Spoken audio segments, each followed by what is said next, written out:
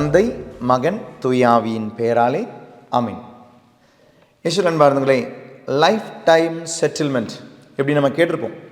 நமக்கு ரொம்ப சந்தோஷமான வார்த்தை. சாதாரணமாக அது பொருளாதாரத்தில், காசு விஷயத்தில் இப்படி தான் நம்ம கேட்டிருப்போம், லைஃப் டைம் செட்டில்மெண்ட். இன்றைக்கி ஒரு லைஃப் டைம் செட்டில்மெண்ட்டை பற்றி தான் இந்த வீடியோவில் நான் பேச போகிறேன். அது என்ன செட்டில்மெண்ட் ஃபாதர்? நம்ம தெரிந்தோ தெரியாமலோ நம்மளுடைய வாழ்க்கையில் பாவங்கள் நிறைய செஞ்சுருப்போம். அந்த பாவங்களுடைய தண்டனைகள், சாபங்கள், தடைகளாக இன்றைக்கி நம்மளுடைய வாழ்க்கையில் இருக்கலாம், நம்மளுடைய தலைமுறையுடைய வாழ்க்கையில் இருக்கலாம். இதற்கு ஒரு விடுதலை தரும் நாள் தான் இந்த வருடம் 2026 ஏப்ரல் 12. என்ன நாள் அது? இறையிறக்க ஆண்டவருடைய திருவிழா அன்று எல்லா பாவங்களிலிருந்தும், அதனுடைய கட்டுகளிலிருந்தும், அதனுடைய தண்டனைகளிலிருந்தும் விடுதலை தரும் நாள். அது நான் சொல்லலைங்க, ஆண்டவராக இயேசு கிறிஸ்து இறையிறக்க ஆண்டவர் ப்ராமிஸ் பண்ணார். யாருக்கு? புனித ஃபவுஸ்டீனா அம்மாவுக்கு ப்ராமிஸ் பண்ணது அவங்களுடைய கையேட்டில் எழுதி வச்சிருக்கிறாங்க, டைரி ஆஃப் செயின்ட் ஃபவுஸ்டீனா. அதில் ஏறக்குறைய ஒரு 12 வாக்குத்தத்தங்கள் இருக்குது. அந்த 12 ப்ராமிசஸ் தான் உங்களுக்கு இந்த வீடியோவில் நான் சொல்ல போகிறேன். கவனமாக கேளுங்க.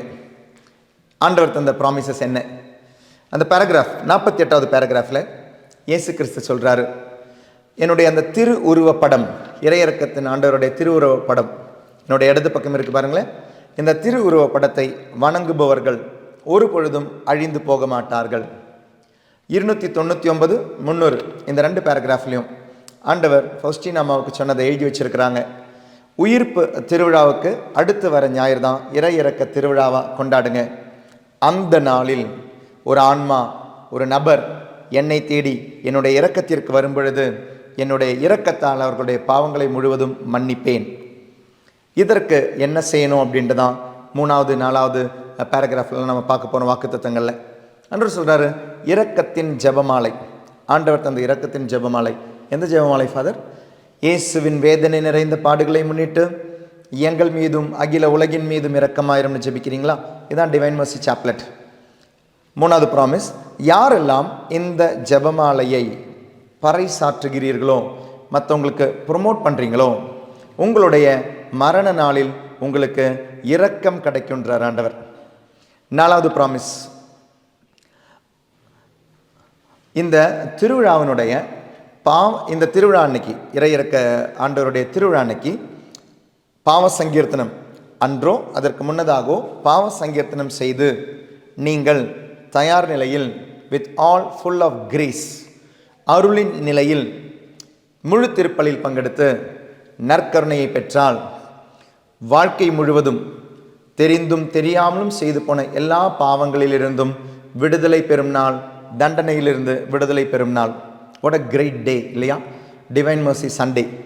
ஆண்டவருடைய ப்ராமிஸ், பாவ சங்கீர்த்தனம் செய்து இனிமேல் பாவம் செய்ய மாட்டேன் என்ற முடிவெடுத்து முழு திருப்பலியில் பங்கெடுத்து நற்கருணையை பெறும் பொழுது நாம் எல்லா பாவங்களிலிருந்தும் அந்த தண்டனைகளிலிருந்தும் அந்த சண்டே ஆண்டவர் விடுதலை தராருங்க.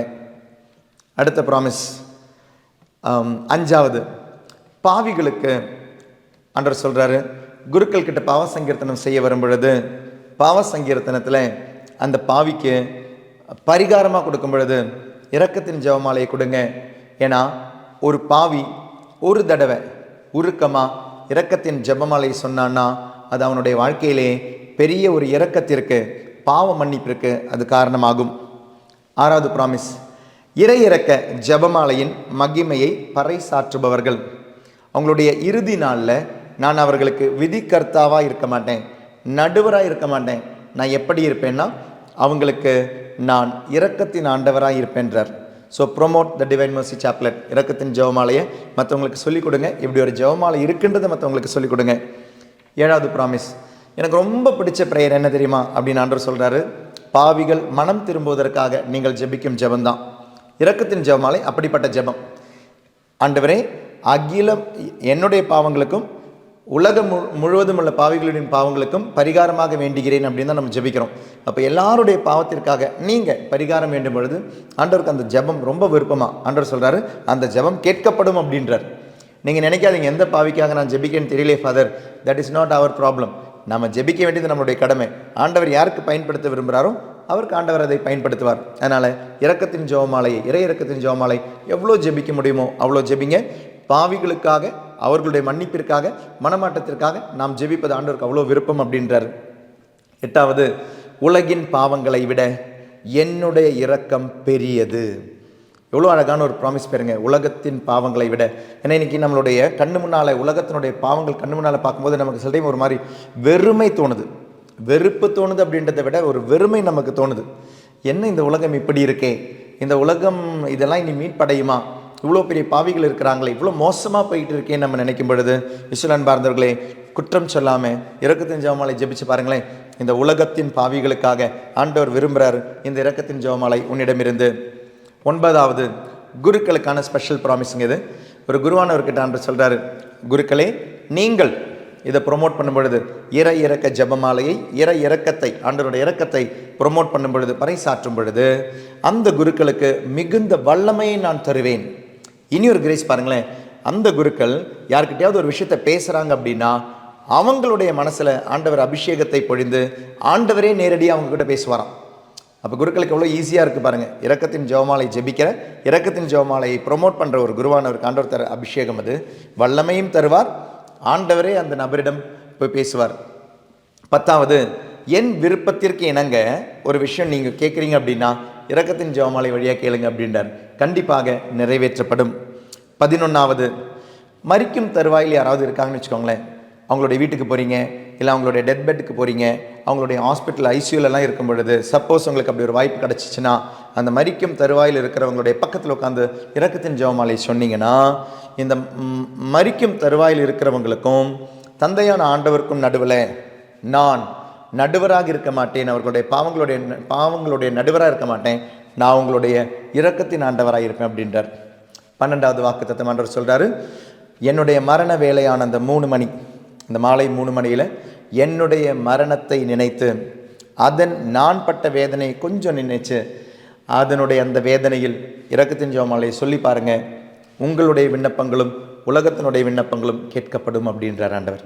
இந்த 12 ப்ராமிஸ் ஆண்டவர் தர இடம் தாங்க இரக்கத்தின் ஜெபமாலையும், குறிப்பாக இரக்கத்தினுடைய ஆண்டவருடைய திருவிழாவும், அதனுடைய நவநாட்களும். நவநாள் என்றைக்கு ஆரம்பிக்கணும்? குட் ஃப்ரைடே அன்றைக்கி ஆரம்பிக்கணும்.